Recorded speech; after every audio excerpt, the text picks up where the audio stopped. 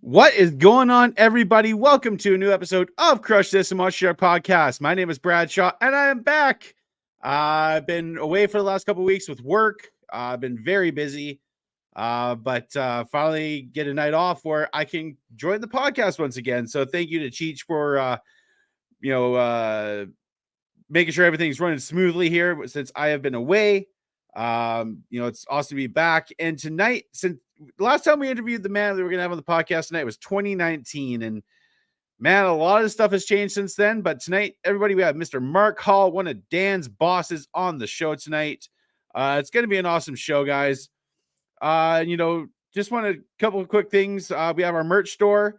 If I'm not busy in the oil fields, I have been trying to work on some designs. So we have our merch store there, our spread shop store. So go check that out. Also, go check out Monster Truck Attitude on Facebook and YouTube, Thursday Night Thunder, and the plethora of everything else they do. Steve Jones with Diecast RC or Diecast Racing. It is awesome what they do for the sport, and just another avenue for us fans to just have fun with it. And so a lot of stuff has happened with me. Just like I said, been busy. Trying just to learn the ins and outs of winter here in the Canadian oil fields. Lots of different stuff, lots of experiences, but it's worth it. What's up, Wayne? How you doing?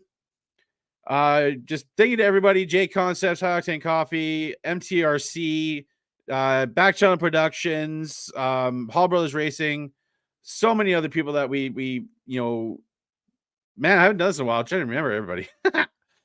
Just everybody that supports us and shows us love. We do appreciate that.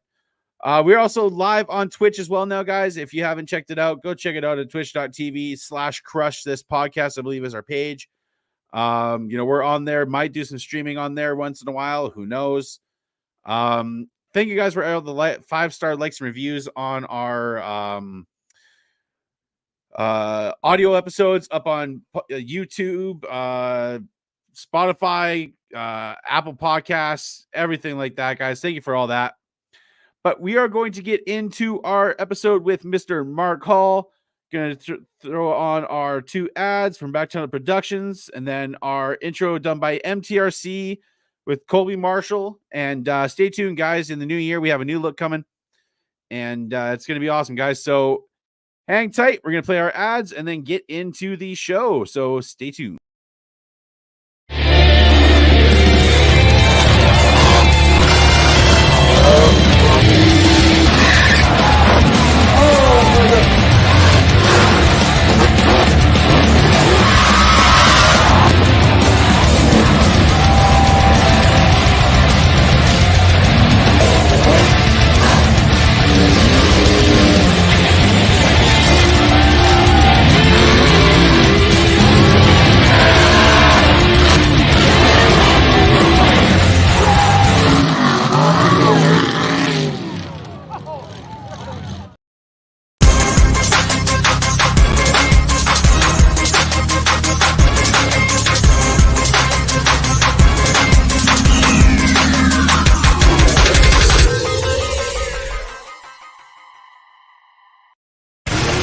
This isn't your typical motorsports podcast.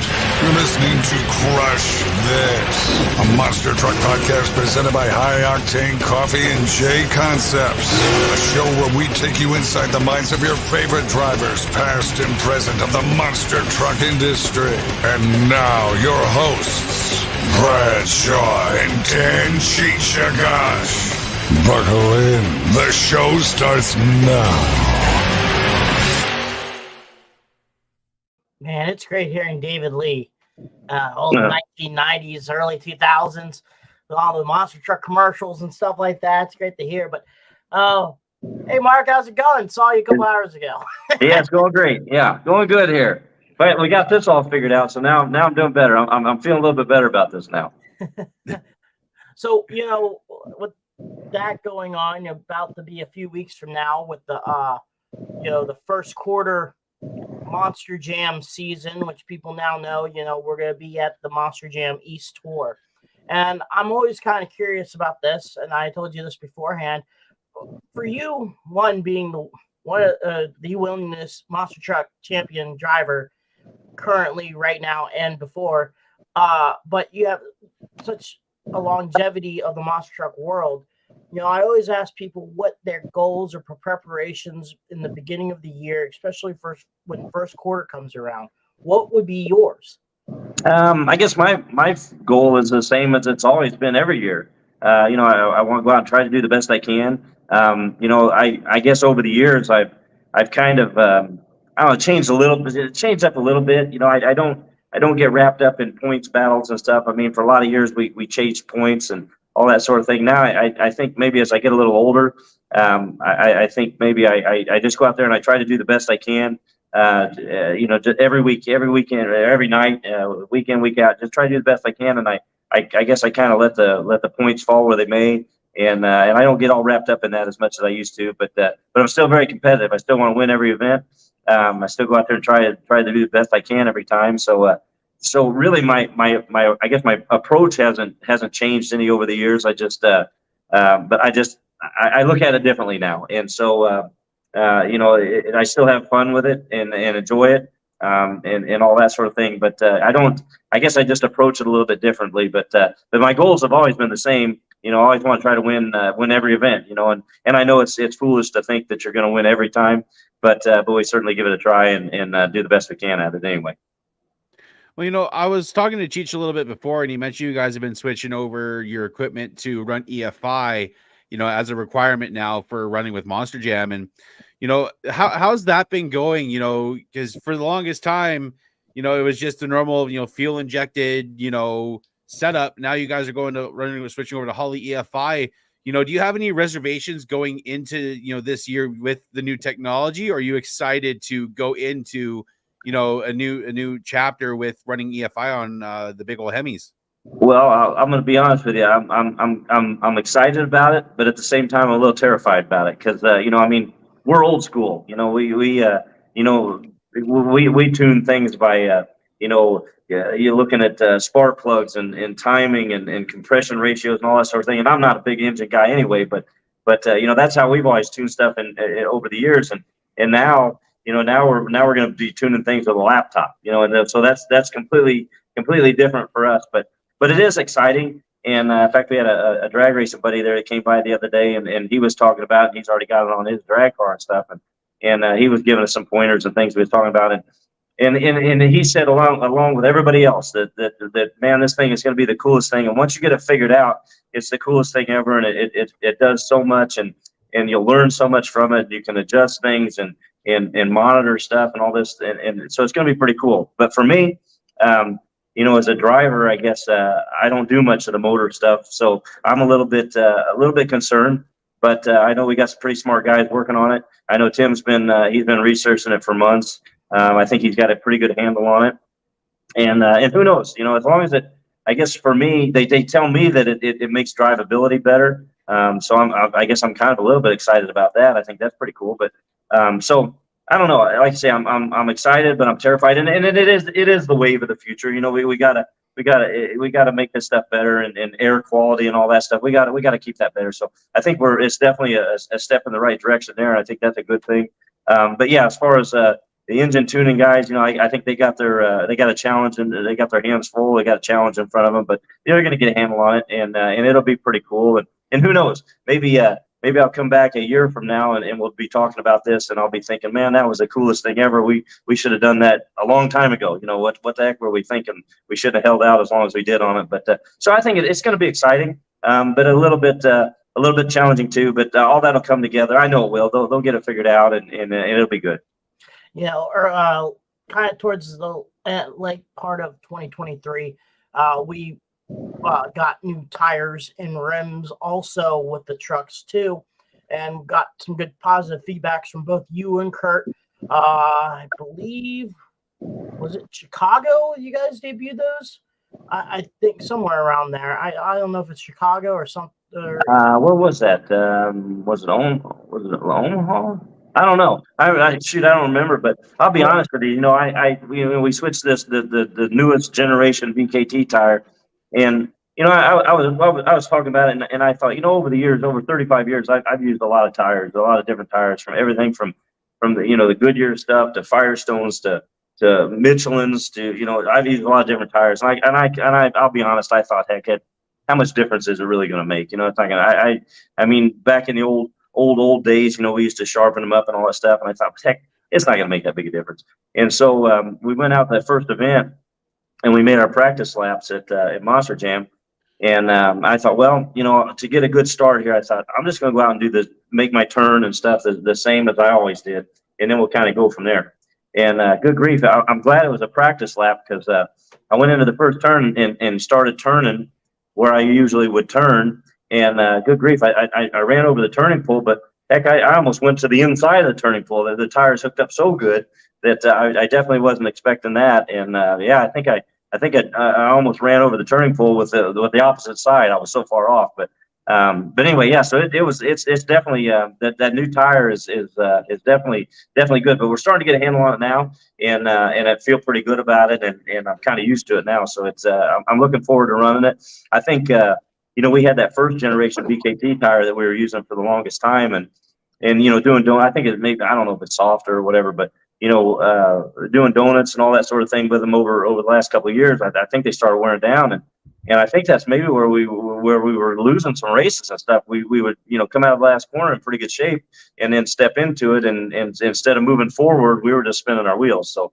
I'm excited about the new tire. I think it's going to be pretty cool, and like I say, the handful of races that we've used that towards the end of this year, it looks pretty good. So I'm very excited using that going into the new year.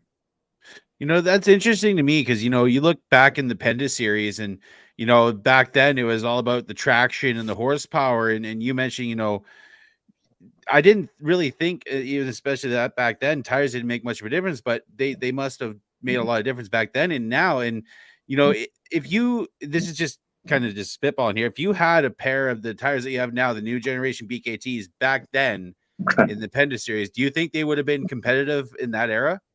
I think so, because the one thing that this new BKT tire, it's got a really sharp edge on it. It's got a little bit taller lug on it. I think it would have been competitive. Back then, we used to run those Goodyears, and we would cut them. We would cut them, back what we call back cut them. We would back cut them and sharpen them up, and we would sharpen them up like every event. Before every event, we would, going back to the old the old Penda days, and before Bloomsburg, I remember we'd be out there sharpening tires and stuff, and those were pretty aggressive tires. So I don't know if they would be the same as what those were, but again, I think they would be. I think they'd hold their own anyway. Also entering this year, actually the end of this year, you started doing tricks, these two-wheel skill type deal. I know if you talk to Mark Hall back in 2022. I'd probably tell you're crazy. No, I mean 2002. I mean, like back in when you first ran with Raminator and stuff like that. I bet you the old you would probably be like, man, you're crazy if you're gonna start doing that stuff. So, I mean, I know the rules now they're starting to do is where they're doing one sky wheelie, then you do one kind of a trick. And I know back in 2019 you did a lot of practice in the practice field, trying to do like the stoppies and stuff like that. But now I rolled over a lot of times out in the field there doing those. Yeah, I rolled over a ton of times. Good grief. But you're getting to that now, doing that popper and stuff like that. So yeah, I mean that's cool, and exactly like what you said there. Good grief, years ago we'd have never dreamed of doing stuff like that, and so yeah, I'm a big fan of it too. I like watching that stuff, and so yeah. So now they've changed up some rules and things like that, and what you can and can't do, and what they want to see you do, and all that sort of thing. So yeah, I kind of dig the reverse thing. I've sort of, I'm not going to say I got a handle on it by no means, but I'm starting to get a little bit better with that, and it's pretty cool. I kind of dig it, and of course I'm a big fan of the sky wheelie thing too. That's all kind of old school stuff. And but yeah, it's neat. And the other thing is, again, being around as long as being fortunate and being around as long as I have, it's pretty neat to I think that, here we've kind of adapted, to this. This is the new wave, and it's what we're doing now.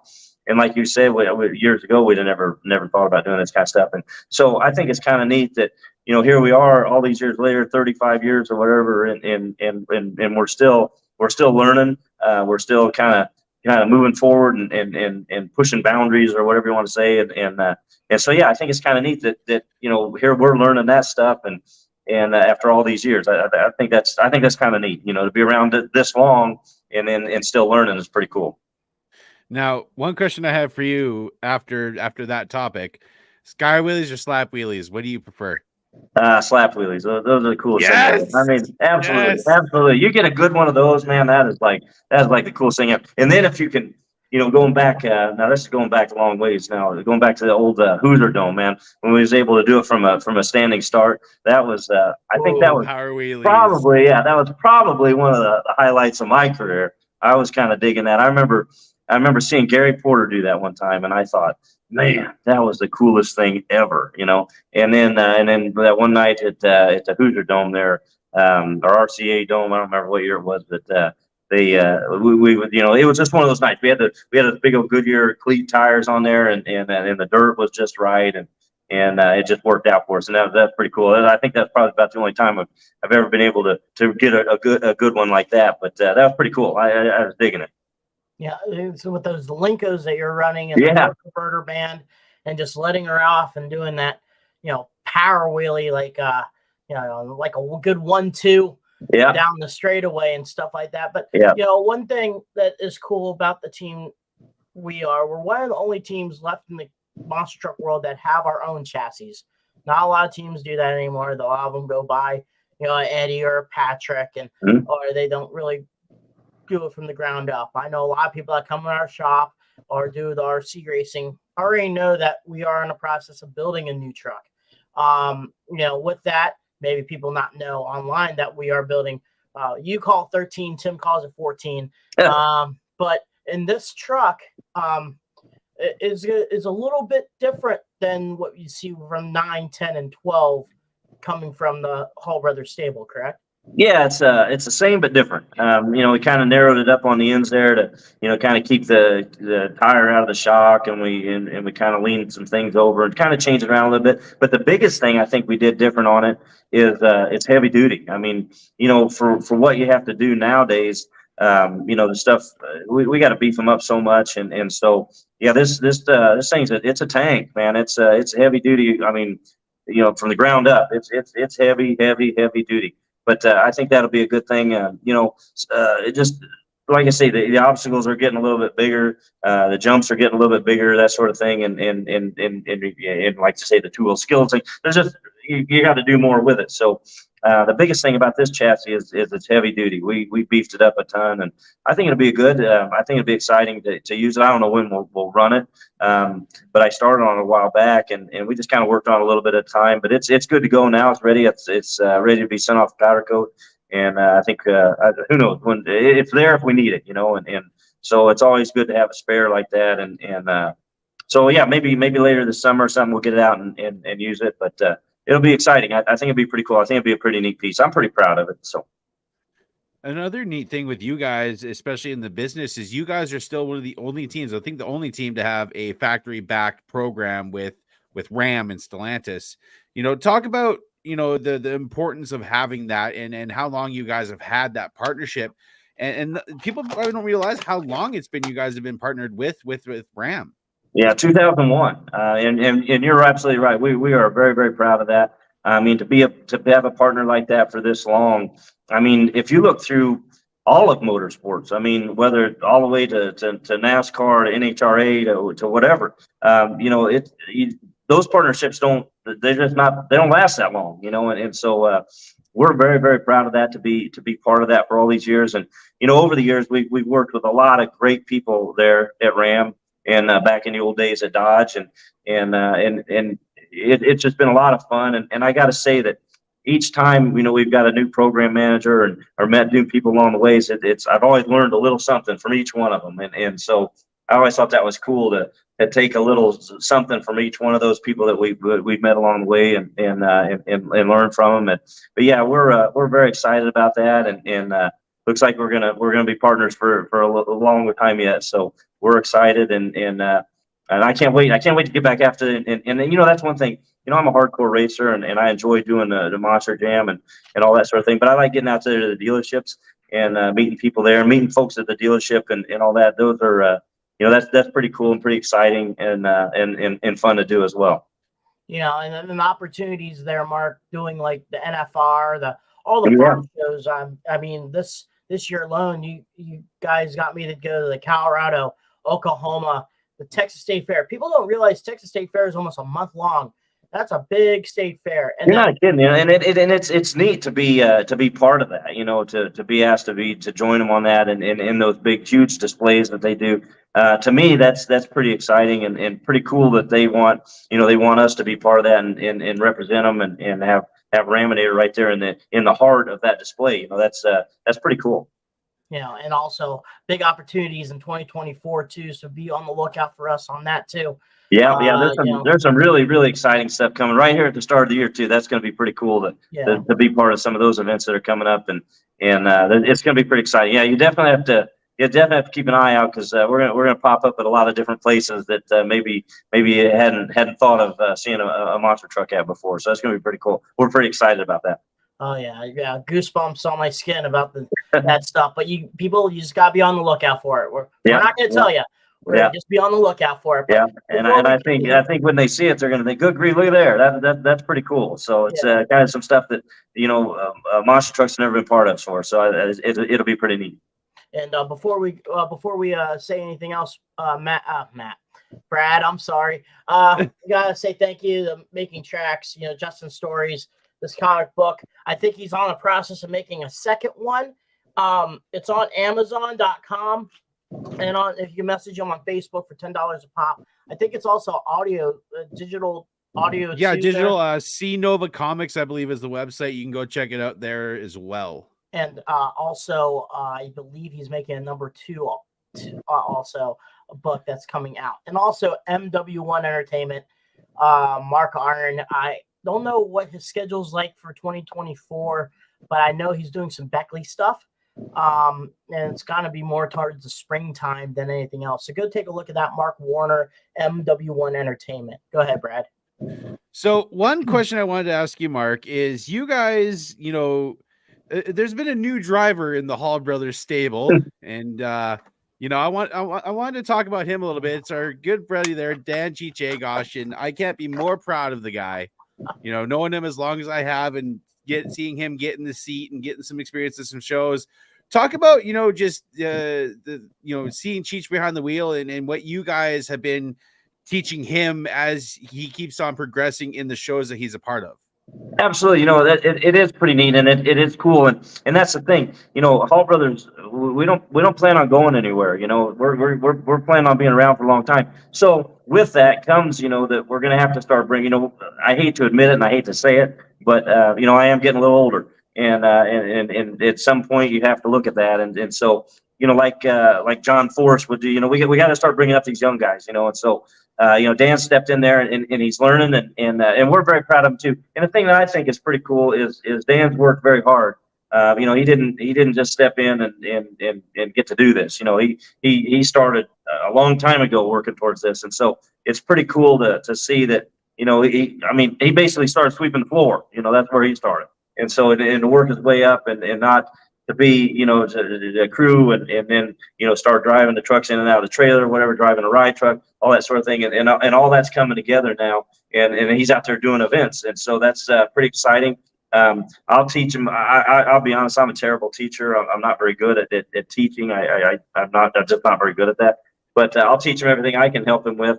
But I'll tell you, he's just kind of stepped in there and kind of, I don't know if we've kind of thrown him to the wolves, so to speak, in some events. It's like, well, because our schedule is so tight, it's like, all right, well, you're going to sink or swim here, so you got to get in there and get it done. And he's done well at it. So He's going to keep progressing and keep maybe practicing a little bit, and you know, he's doing good. He's doing good, and he's only going to get better. You know, that's the thing. The more you do this, like anything, you know, the more you do of it, the better you'll get. So he's learning, and we're excited about that, and excited to be part of that too. Yeah, and one thing when you talked about the dealership scenario too, that's another thing, because us drivers, we are the face of Ram and Hall Brothers, and you know, giving them a good conversation, letting them know how the program is. Like, we deal with a lot of people that can't buy a ticket. They you know, thank you to the dealerships and, you know, all the people that bring us to those events to see all these folks and families that don't get a chance to go to a monster truck show. I mean, to be honest with you, monster truck shows are kind of expensive now. Yeah, and you know, and the other thing I think is neat is and I learned this, you know, early on in my Ram career, that you know, I remember one of the very first events we did, I didn't do very well, and I was pretty bummed about that, and I thought, oh, good grief, my career is over. You know, I be honest, I sucked that night, and it was terrible, and I got beat in the first round, and it was awful. And anyway, but I remember they told me, they said, you know what, you're going to learn right away that. There's a lot more to this than winning and losing. That's just winning and losing is a very small part of what we do here. And boy, they were right. There's a lot more to it. So what you're saying there, Dan, is absolutely correct.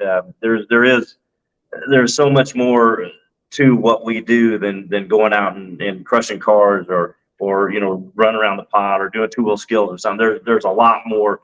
Again, that's a cool part of it, but it's a very small part of what we do, because there's a lot more to this than just that, you know. So you got to be good at that. You got to want to try to be good at all of it, you know, and not just the driving part. Yeah, I didn't know if you have another question there, Brad. No, I was just thinking, you know, kind of, you know, with your guys' long tenure with Ram and Mopar, you know, there was a huge announcement at PRI, and with Tony Stewart stepping in for his wife Leah. Leah's taking a step back to start a family with Tony, and Tony's going to be driving the Top Fuel car. What do you think of that? Just, you know, because, you know, you've had the long partnership with Mopar and Ram and stuff. What's your thoughts on that? That's pretty neat. You know, it is pretty cool. I didn't get to go to PRI this year. I missed it, but that was interesting to see. You know, you know, Tony Stewart. I remember back. I don't remember where it was. I can't remember where exactly it was, but he drove a monster truck one time. Oh, Daytona. Yeah, with the Daytona. Yeah, there's footage of that on YouTube. Bigfoot put some videos up from that. Okay, and that was pretty cool. I mean, he, you know, let's be honest, you know, he's a great driver, so he can, anything's got wheels on it, he's gonna figure out how to do it, you know. So that's pretty neat that he's gonna get in there, and you know, we're big drag racing fans too, so it'll be fun to watch. And he's already, you know, doing really good in the alcohol class that he runs and stuff. So that's pretty neat, and you know, congratulations to them.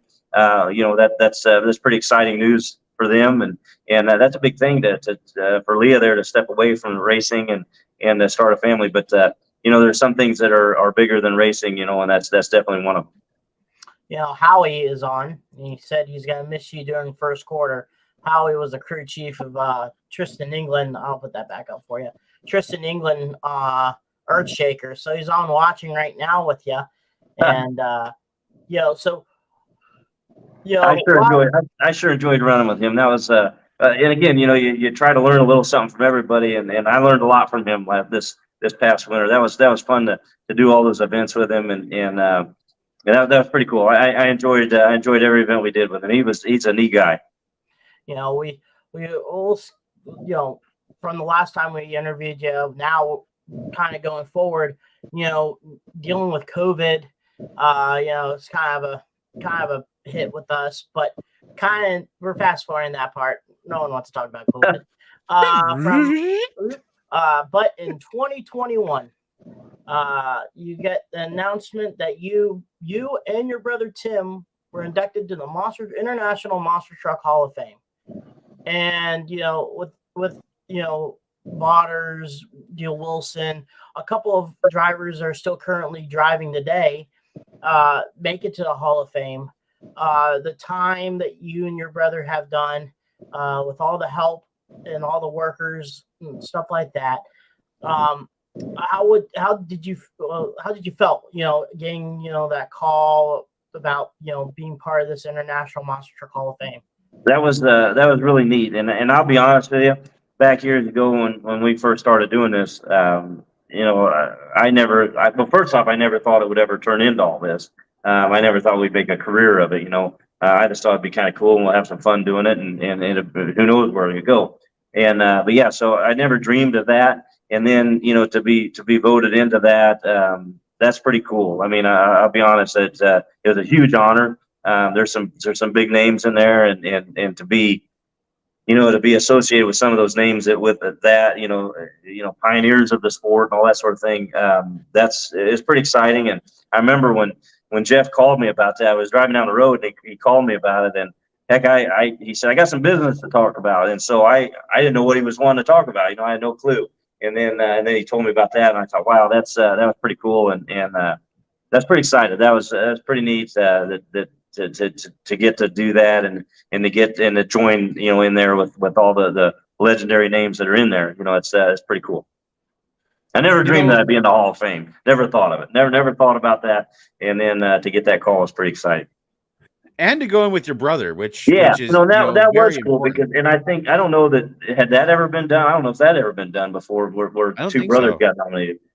That was pretty exciting. And instead, like I say, Tim and I have it's been him and I from day one. And so yeah, that's the only way that I think, or that's the best way, the coolest way to get nominated in there was both of us to go in and get in at the same time. That was pretty neat because, like I say, if it wasn't for him, I wouldn't. It takes both of us, to get this done. Cheech mentioned at the beginning of the show, you guys are on the Arena Championship East this year, and I'm just going to go down the lineup here, and it's a pretty stacked lineup. You have one rookie in there, so you have Kristen with Gravedigger. Gravedigger, you can, it's and it's pretty cool. The one thing I think is cool is we've got to run with her for the last several years, so that's pretty neat. That it's kind of like we're a big family, and we are a big family, and so that's kind of neat to get to run with her again. I'm excited about that, and I enjoy racing with her. She does a great job, and heck, I'll be honest, some of that rear wheelie thing, I watched her do it, and I got to figure that out. So yeah, so I'm excited to race with her, absolutely. Then you got, I believe, as a rookie, Angelina Knock and Megalodon. Going to be interesting to see how she does. Yeah. So when we did the Monster Jam Summit there, 2 weeks ago, and she was there and got to say hi and say hello. So I think that's going to be pretty cool. And from what I understand, she's doing a great job. And she ran up here in Paxton and at the Monster Jam University and did a good job there. So obviously she must have some talent, or else they wouldn't be putting her in there. So. It'd be fun to see. It'd be fun to see her too. Kind of grow along with the sport, and she's going to do great, and she'll get better each and every weekend, each and every event. So it'd be fun to watch that. And next, you got a guy that I got to see drive this year in Edmonton, Mr. Armando Castro in El Toro. Been doing it for a couple of years now, and he's doing good, man. He is. He's awesome to watch. I've been fortunate and done a handful of events with him, and yeah, he's fun to watch, and he can get it done too. He's a good racer, good freestyle. I mean, he's all around. He's a good guy. So it'll be fun to race with him. Absolutely. Then you got Cody Saucier and Dragon. Can never count Cody out. No, he's cool. I like him, and I remember it's been several years ago. We were in I think it was in New Orleans at the Superdome, and he came and kind of introduced himself. And this has been several years ago. And anyway, he came and introduced himself. He said, "I watched you for a long time," and I always thought that was cool. And he's a good. I mean, obviously he's fast. He's a good racer, good freestyler, and all that stuff. But he's a good guy too. And I think that's pretty neat. I really enjoy hanging out with him and racing with him. Absolutely. You got Chad Tingler there moving into the seat of Overboard for this year. It's going to be awesome to see Chad there. Yeah, another old school guy there, man. There we go. Him and I will be kind of like the senior citizens on the tour, But yeah, so I like Chad. He's a good guy, and again, his Gravedigger days and all that stuff. And I don't think he's been around a long time, and he hasn't lost anything over the years. he does a good job. I raced with him a couple times. Oh, last year, last year I think I raced with him a couple times there, and he does a good job. There's no doubt about it. He can get it done as well too. Then you got yourself and Kurt representing Hall Brothers Racing. Absolutely. I Kurt, he's a great guy. He's fun to be around, and he's doing good racing and all that sort of thing. But he is so funny. If you don't, I don't. He's kind of quiet sometimes, but boy, man, once you get him going, he's funny. He's fun to be around, and I'm excited. I enjoy racing, and that's the thing. He's my teammate, so. It sucks when we got to race each other like in the first round or something because one of us doesn't get to move on. But at the same time, when that happens, we're going to win either way. We're going to advance no matter what. So that's kind of cool to have him on there, and it's also cool to have your teammate, but to also have a good friend too. So that it's exciting to race with Kurt, and I enjoy hanging out with him. And then you got Zach and Wildside. Yeah. That's the last truck. Yeah, Zach, he's a neat guy, and one thing that I think is really cool about Zach is I was fortunate to run with him a couple years ago on I don't remember what series it was, but it was Monster Jam series. But one thing I think is really neat about Zach is he's a young guy, very, very respectful. I've always thought that about him, and I mean he's a great racer. He's fast and he can do all the two-wheel skills and freestyle like you wouldn't believe and all that sort of thing too. But I think the biggest thing that I think is cool about him is he's a young guy. He's very respectful, and I don't know. I've always thought that was one of the coolest things about Zach. He's always been a good guy to me, and I always liked hanging around with him. Let's talk about the 2023 season. We went out west, and I think the way you and Tim was talking about some of the venues that you guys went to this year. The last time you were there was the early 90s when you guys still had Executioner for the USA days. Going through the West Tour, how did you like it? It was neat, the first one that comes to mind is Tacoma, the old Tacoma Dome. Man, I remember going there like in the old USA days, and that was pretty neat to get to go back to that and see it again and race in there. I mean, that's a pretty it's a cool venue anyway, and been a lot of Monster Jam, Monster Truck races and stuff in there, and so it was kind of neat to get to go back to that and some of the old stuff, and then even some of the new stuff, like Sacramento. That was neat to see that. I'd never been there before, so that was cool to race there, and the out west stuff was pretty neat. It was a bit of a challenge for us. A lot of folks know that our mom has Alzheimer's real bad, and so we always wanted to get and visit with mom, and that our team and Cheech, you guys do a good job getting our stuff there safe, and that way Tim and I can hang back and we can spend as much time as we can with mom, and so that was a big challenge for us because we had to do a lot of flying in and out, and the flying stuff's kind of cool. But it's also it has its downfalls too because everything gets delayed and there's always that kind of stuff either. But yeah, so that was the biggest challenge was just the travel and stuff. But and our guys had to stay out a lot, but they did a good job and kept things going and it was a lot of work. But it was fun to go out there and like you're saying, it was really cool to see some of those old buildings and go back racing with those again. That was pretty exciting. When you mentioned USA and Tacoma Dome, the one event that always pops into my mind is the one where you guys had to go race around on top of the sea containers and then come down. Yeah, that always comes into my mind because that was one of my favorite races when I was younger. Yeah, that was cool. They had some neat tracks back in the day, and I remember Kansas City was like that one time because I remember I got hung up on one of them shipping containers, but anyway, yeah, they had some cool tracks, and like I say, it was neat, and that's a huge floor. To race in there, and so that was fun to do that one. The Fargo Dome, that was another cool one.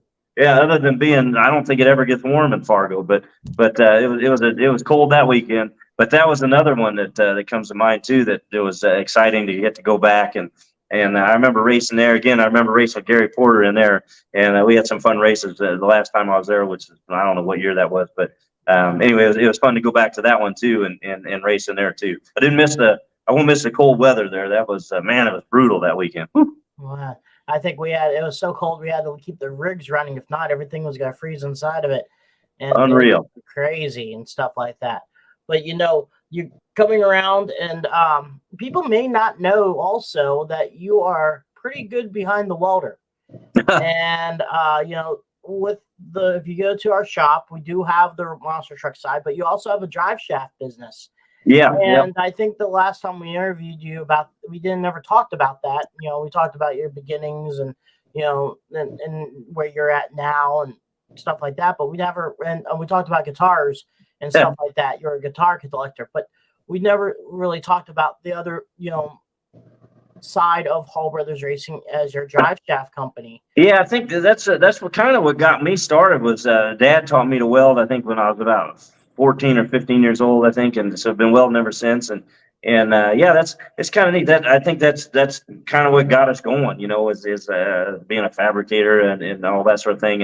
And yeah, I enjoy building stuff and welding. That's why Tim and I, our relationship it works so good because he couldn't weld two pieces of metal together if his life depended on it. And if I get in the truck and it doesn't start, well, then I got a lot of problems. I don't know how to make it run. So that's why our relationship works really good. But yeah, we started, for whatever reason, I couldn't really tell you why, but for whatever reason, I always thought drive shafts were cool. I don't know why. The way they work and all that sort of thing, and it's pretty simple. But I just was always fascinated by that. And so.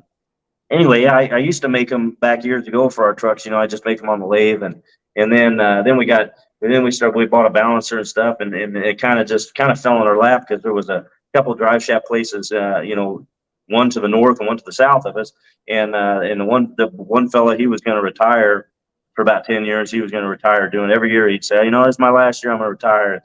And then finally he did, and so that business kind of fell our way, and then these other fellows into the north of us.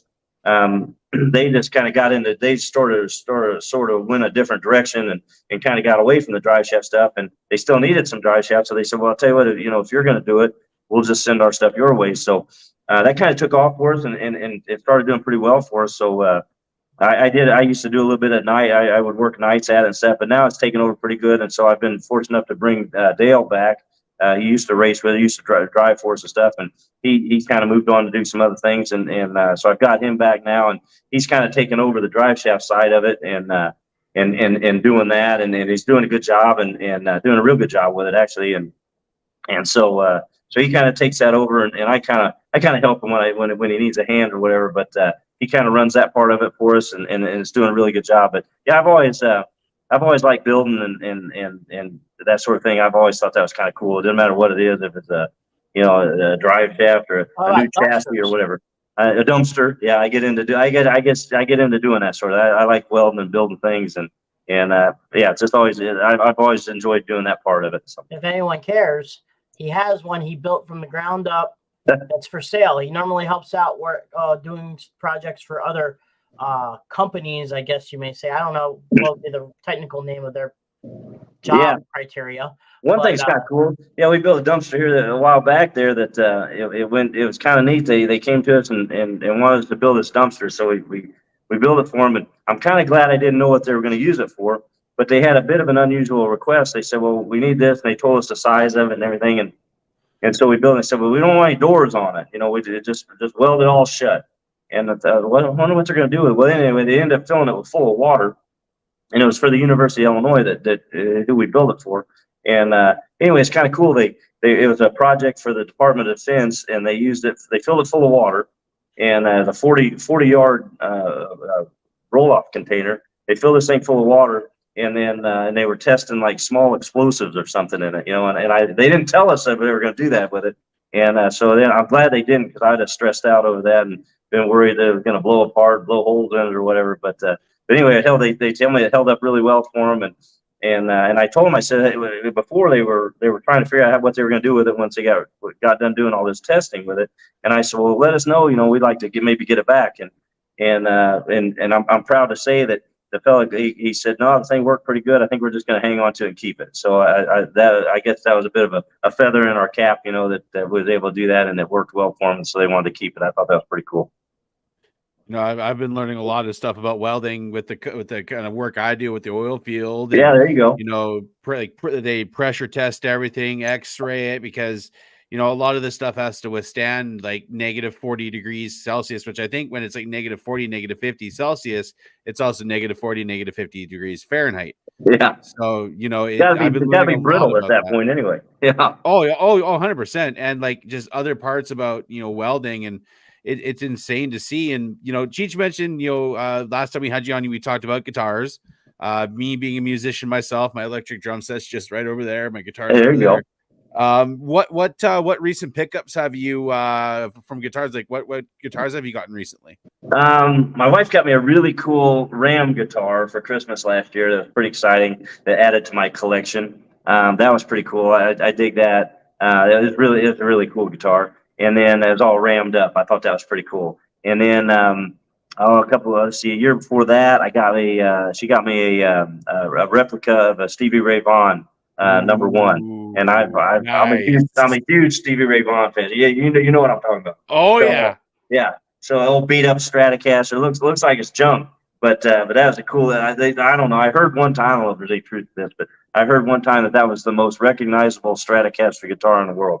But I don't know if there's any truth to that or not. But I cool. can see it. I can see it. Yeah, I mean it's a cool guitar. It's like I say, it's all in this is a replica. And whoever did it, they did. You know, looking at pictures and stuff, and I was never fortunate enough to get to see Stevie Ray Vaughan play.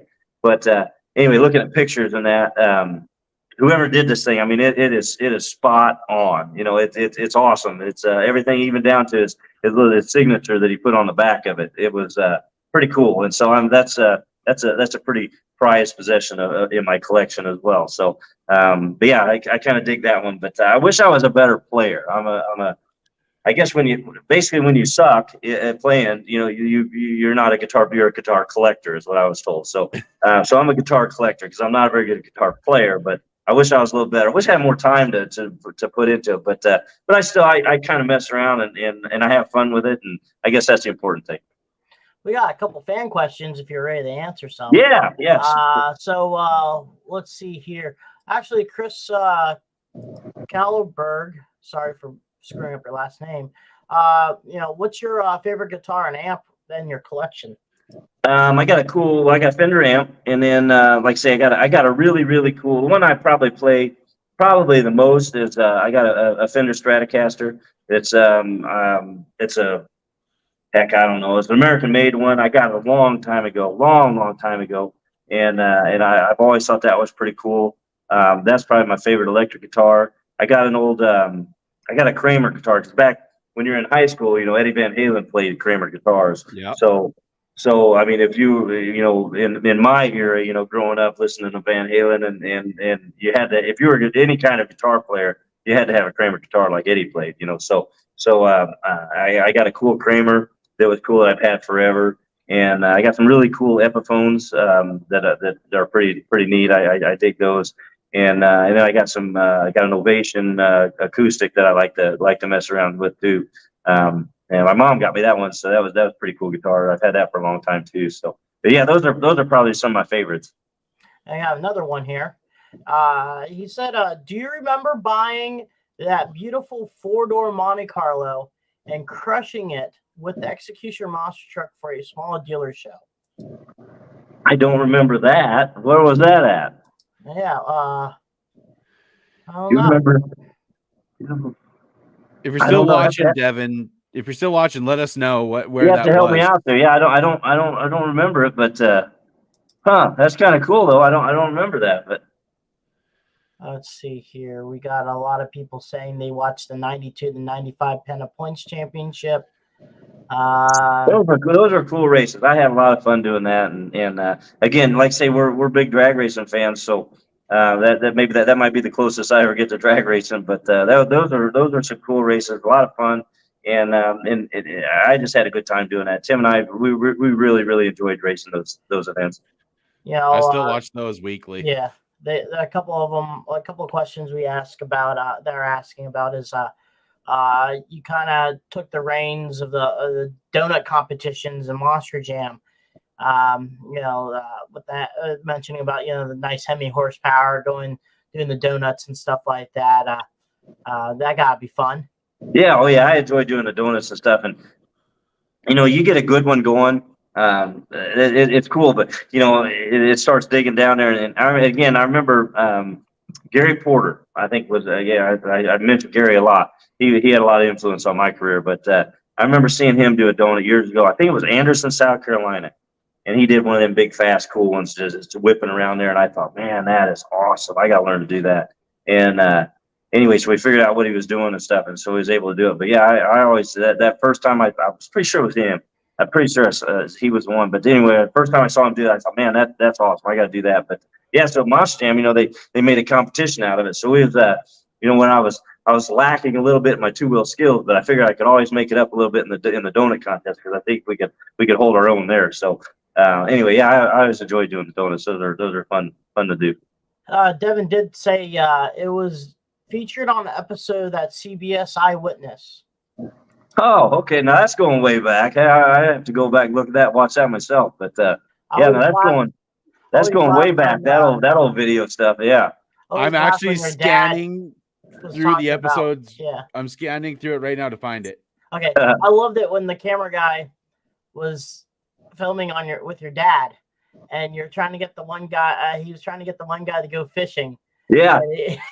Like, yeah, that was pretty good. That was a big fisherman there, so he liked that. Yeah, they went out there to the lake, and it was funny when he was talking about the algae or whatever that was in the water, and it was fun, yeah, because that fellow, I think he was from New York or something, so he didn't go fishing all the time, so Dad had a lot of fun with him there with that. So I think Brad's still doing some investigation on do a little research there.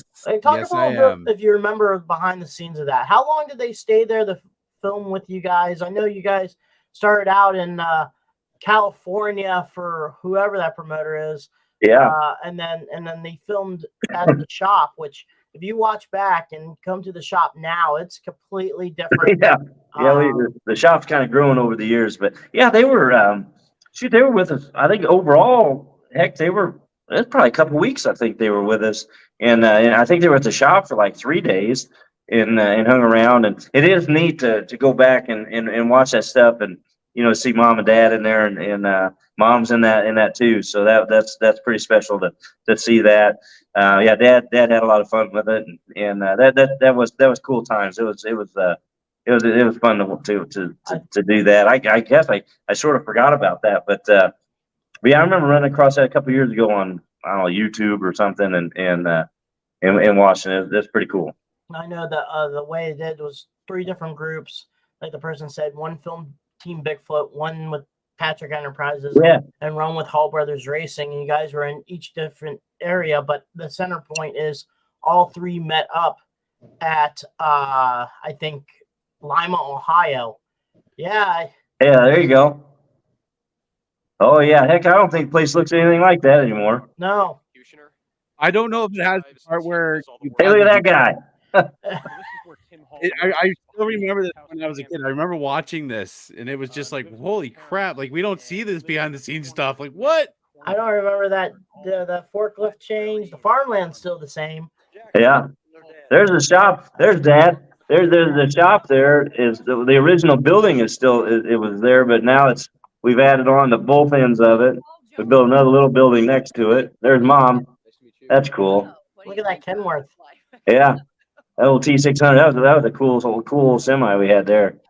Had an old Freightliner before. They had a Freightliner cab over before that. Yeah, that's right there where that fella's sitting there. That's all gone now. We still have that tractor. It's at the garage. Yeah, I think we still got that. Yeah. Yeah, we never throw anything away. There you go. We still got that motorcycle too. That's in Mom's garage. Yeah. Yeah, we still got that motorcycle. We still have that. We still have that forklift that go back there 1 second, Brad. Yeah. The forklift, it's not the bigger one. Just right after this. It's parked right outside in front of the it's parked right that old loader there, yeah, we still got that. Yeah, like I say, we don't throw anything away. We keep everything. Right here, you were starting to build a new chassis, possibly. Yeah, there we go. I'm trying to think where exactly is that part of the building now. That's like the main, right there where that's kind of the main shop there now. That's the main shop is in that part, and would have been, let's see, to East of that, would that be east? Yeah, east of that would be like the wash bay and stuff. And there was our old office. Look at that. Mom giving a little tour there. That's pretty cool. We Look still at have that. Look at that guy. He's got Look hair. at that hair. There you go. Better zoom in on that. That's cool there. Man, look at that. Yeah, rock and roll days there, man. Just looking back and seeing how everything is now, it's look at that. There you go. Dad's ready to peel out on that old tractor. There you go. Go back. Pause that one moment. Pause that one moment. Go back a little bit. Scene. Okay, just it'd be really, really fast. It's that same scene, but when he starts moving forward. They're a racing family. Stop right there. So right here is actually that door is still. It's not there anymore. But behind that is our restroom, and where he is at currently is where our display truck and Raminator, Mark's Raminator, is parked at. Right? Yep. Yeah, that would be right. That area right there is like the main shop, what I would call like the main maintenance area. And then just past that door, that opening's still there. The door's not there, but the opening's still there. And that goes into kind of like I guess you'd be our machine shop area. There's a couple lathes and mill and stuff in there, and then I guess it'd be to the south of that is our engine room and all that sort of thing in there now. So yeah, it's been reworked over the years. It's been the building itself is added on to twice, and then kind of in that frame picture there to the left, there's another small building over there, which is our merchandise building over there. So yeah, it's definitely grown over the years and kind of cool. And then where that house was, Mom built a new house. Mom and Dad built a new house kind of in that one side yard over there. So where that old house was is a big parking lot now. We park all the semis and stuff over there. So yes, definitely changed a lot now. And where that garage door is at is currently where the truck I drive Mm-hmm. is parked at. Yep, it's sitting right inside there. Yep. Yeah, because now you would go in the door and make a right there, and that would go in there where that truck's sitting. So pretty cool. You know, that's neat. That's neat to look back. You know, it's funny. Everybody's like, "Ooh, monster truck." I'm like, "Ooh, look at the Blazer." Yeah. There you go. Wasn't that your tool cart? Wasn't that the vehicle you parked behind or in front of Executioner? Well, there was a scene or something like that where you pull a toolbox on one of these Blazers or something like that. I don't know. I remember we used to carry the toolbox on the hood of it one time going into the infield at Lima one time. We just put the toolbox up there on the hood. And Dad was a big gardener there. He used to grow these real hot tomatoes, or not tomatoes, peppers. He used to dig that. There you go. Look at that planter. There's Tank. So I just noticed the Blazer because I love those '90s S10 chassis trucks. Pretty cool. That's neat. Yeah. That's some old footage there. Oh, there's the dealership. If you go further, he said if you go further along. There's a bunch of, let's see. Oh, it just goes into it being a show, I think. This looks like it's going to Lima. Yeah, he said that this was the. That's pretty cool, man. That's going back. The car crush wouldn't be forward there, Brad. You go back. That's going back. That's a long ways back there. Pretty cool. Those are the good old days there. Maybe that's the thing. We've been pretty fortunate to be around them for a long time, so that's pretty neat. Heck, I haven't seen that stuff in a long time, so that's pretty cool. Trip down memory lane there. Oh, he found it. So episode 1, 4 minutes and 34 seconds in. Oh yeah, there it is. The guy absolutely lives for monster trucks. We're gonna smash them. We're not gonna jump them like we do at the races. We're just gonna smash them. Then we're gonna turn around and drive back up there and stop on them so people can take pictures. Y'all want to see some crushing? That kid's having a good time. There you go. Wonder where that was at. I don't remember where that was at. Looks like somewhere in California. Yeah. Oh yeah. 5.5, 600 now. Look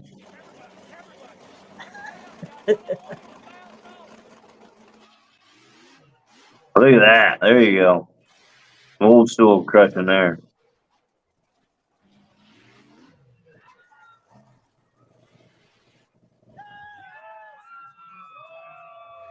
I just love the fact that this stuff is documented, you know, on YouTube for all of us fans to watch. Like that's the one thing I love about this age is because like, you know, I remember when I was growing up, I had a crap ton of VHSs of NHRA and Trucks and Tractor Power, and now I can just watch them whenever I want. I think that is the coolest part about being a fan these days. Yeah, that's neat. That is cool to be able to go back and see all that stuff. Pretty exciting. Pretty neat. It's pretty neat that I mean, even though that people may not know that you guys are doing dealership stuff prior to the Dodge/Ram deal, also with Executioner and stuff like that at Chevy dealerships for USA. Yeah. Whoever that promoter was, I mean, you guys were doing that quite some time. Yeah, we've done that. That's been a big part of our career, with dealership car crashes and stuff, and we were doing that a long time ago. So, like I say, it's pretty cool that we've been fortunate enough to be around all these years and still doing it. I think that's pretty exciting. Yeah, it's and seeing that with technology today, seeing the footage clear back from 1998. Having that following you around, doing the car crush in California. I believe there was a race there because that same race, Dan Patrick, I think, broke his foot or did something with his foot. So. And he had to drive with it. And I think he stepped in a hole.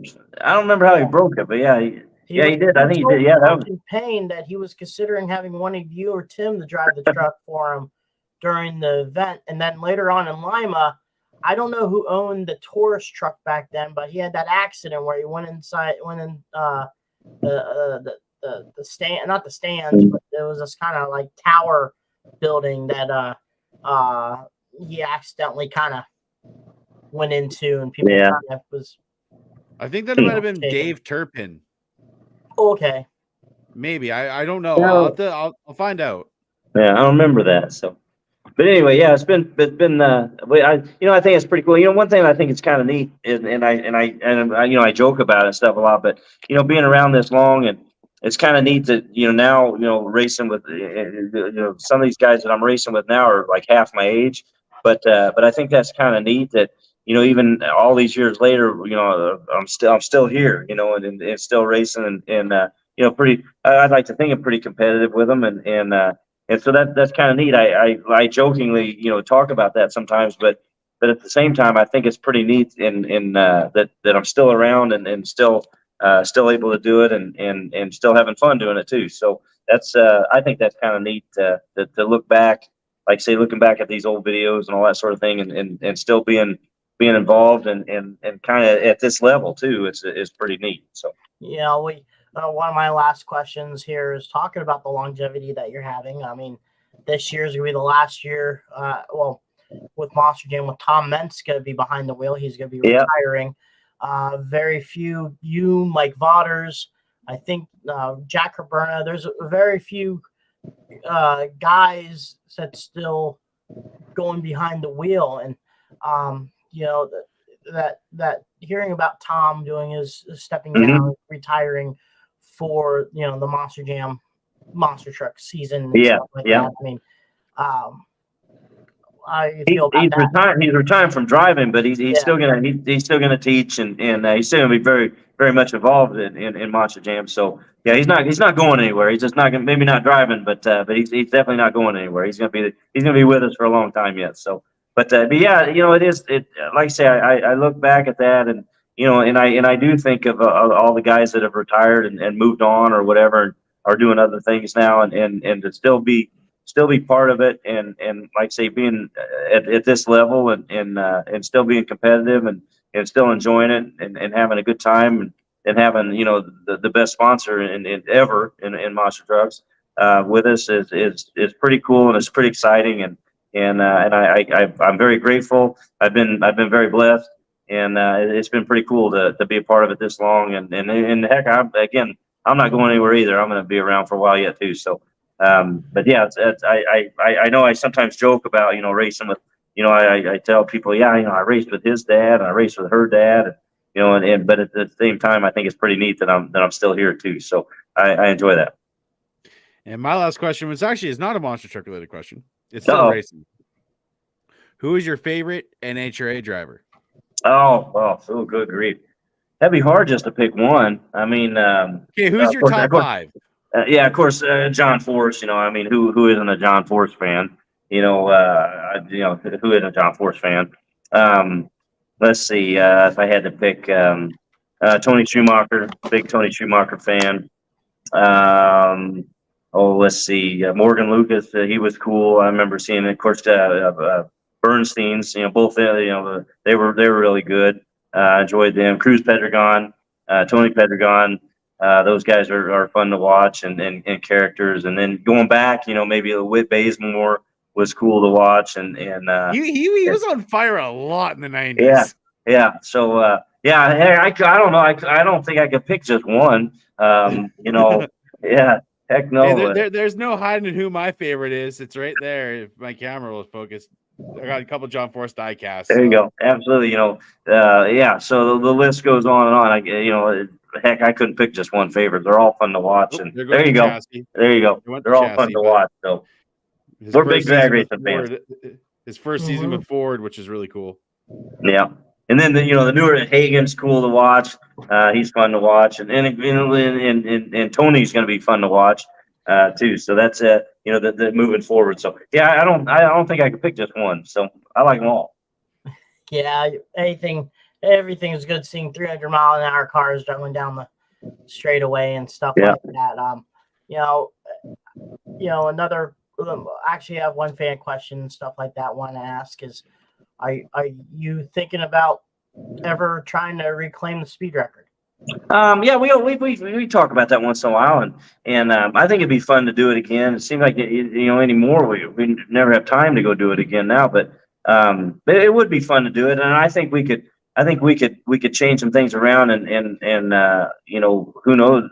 I think we could. I think we could bump it up there quite a bit yet if we really try to be it, because what we learned when we did it before, and again what we've learned over the last few years. I think we could. I'd like to do it again if we ever did it again. I guess I should say. I'd like to bump it up to like 120 or something. It'd really make a big statement. I think it'd be fun to do that. But who knows if we could do that? But it'd be cool it would be cool to go after it again and do it. I think when we did do it years ago, when we tested for it, we ran 104. That was the fastest we actually ran. And then when we set the record, it was 99. And then Bryce Kinney there, he beat us there a little bit, but and Joey there, he ran pretty fast too. So, but I think we could, if we, based on what we did and what we learned, I think we could get up there, pretty good and maybe make a record that would just stand for a while. Of course, records are always made to be broken. So, anytime you set it, somebody else is going to go after it again. So, but yeah, I think it'd be fun to do it again. Who knows? Again, it's always a timing thing. There's only so many days in the year to be able to do stuff like that. But it'd be fun to do it again. Absolutely. We got one last question from one more fan here, and he said, for Mark, what was your biggest win going up against other drivers in the early years of your driving career? I don't know, man. Again, that's hard to be, anytime, because that'd be hard to pick just one, because they're all so special. Anytime you get a win, you never know if you're going to get another one. So they're all pretty special. It'd be hard to pick just one, but I've been the thing that's kind of cool about my career is I've got to race with a lot of the older guys, and of course they beat me a lot. I've lost a lot more races than I ever won. So but it was cool to race with some of those guys, and then to race with the new generation as well. So man, just to pick one, I don't think I could pick one, because they've all been special. They're all very special to win. Anytime you get a win, that's pretty special. So yeah, I don't know that I could pick just one. It's because they've all been good. So, well, Brad, I'm done with questions. Probably ask one tomorrow at work. There you go. We'll recap tomorrow. But I think for next week's guest, I think we may have Colby Marshall from MTRC. And wouldn't technically next week's episode be the Christmas episode? Hey, there you go. I believe so. Because I'm after the 25th, I'm gone for 2 weeks. Yep. Around week The 2 19th will be the Christmas episode, and then the 26th, I'll just knock another episode in, and then we'll start. Have we figured out a challenge yet? No, I haven't. Someone told me to drink eggnog. I may just drink eggnog. Whatever. Yeah, better you than me, bud. Better you than me. I could try that again, but he wants to do a little bit of a roundtable preview meeting with some of the guys from the toughest monster truck tour. They just got some new venues here locally from my neck of the woods in Wheeling, West Virginia. So they're going to be going there and Wheeling in April. But he wanted to do a little bit, and Colby's one of our sponsors and stuff like that. So we may try to shoot that for next week. So TBA, if not, and we'll go from there. But we have been knocking out episodes for the winter season, and we'll go ahead and start putting those episodes on in the 2024 season. But there is going to be a guest on the day after Christmas, and then I'll start. I think the last current live episode will be probably the 2nd, because we will be leaving on the 3rd to Florence, South Carolina. There you go. Our first Monster Jam event. So, Mark, thank you so much for being on. It was awesome to catch up with you, and a little bit more insight between the last time we had an interview with you and to now. And it was pretty cool chatting. Yeah, it was cool. Thanks for having me. I enjoyed it. That was a lot of fun. And Merry Christmas to everybody. Happy New Year. And look forward to getting back out there and seeing everybody again. It'll be that first event will be here before you know it. It'll be right around the corner. So, but yeah, happy Merry Christmas to everybody, and have a great New Year. And we'll see you at the races. Will do. Yeah. All right, Brad. All right, guys, check up on your friends and family. Mental health is very important, especially in this holiday season. If you know somebody that's celebrating Christmas alone, invite them over for Christmas dinner. That gesture could make a difference in their life. Just check up on people. It's only one phone call away, one text message away. Cool. And like I said, especially with this holiday season, some people are going it alone. Make sure they don't go it alone. But guys, next week is blood also. Don't forget to donate blood. Get your pet spayed and neutered. and everything like that, guys. So Merry Christmas, Happy Holidays as well from us here at Crush This, and we will see you guys next week as always. And for the last, I don't even know how many years I've been saying this, keep the rubber side down and the shiny side up, everybody. Peace.